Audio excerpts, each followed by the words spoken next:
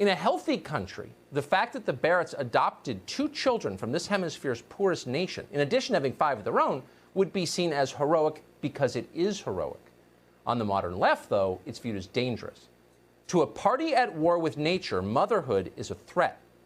Listen to Amy Coney Barret describe how she and her husband adopted their second child. It's an interesting story, actually. She'd just learned that day she was pregnant when the adoption agency called and said there had been a devastating earthquake in Haiti, and could they pick up a 3-year-old? That's not an easy decision to make. Watch how she made it. Jesse was on the phone with the adoption agency, working out the logistics to go pick up John Peter in Florida. I just wasn't really feeling that great. Turned out Juliet was going to be coming along that year, so we had an intense 3-hour period where we had to decide were we going to go forward with going to get John Peter in Florida, because we discovered that Juliet was going to be coming that year too. Like, we had really wanted 5, but now it was kind of like 5 and 6.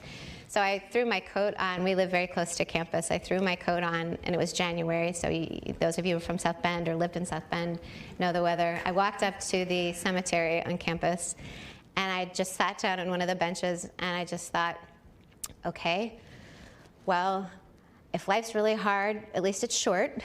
But I thought, like, what greater thing can you do than raise children? Life is hard, but at least it's short. The best. But the nub of her explanation is this, and this is a quote: "What greater thing can you do than raise children?" Quick, what's the answer to that? Let's see.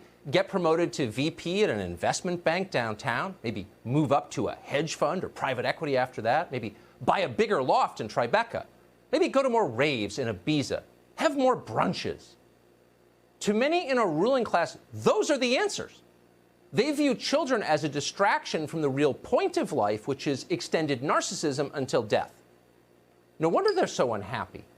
An entire political party guided by the distorted personal priorities of highly neurotic Vassar grads. You can see why they've got to stop Amy Coney Barret.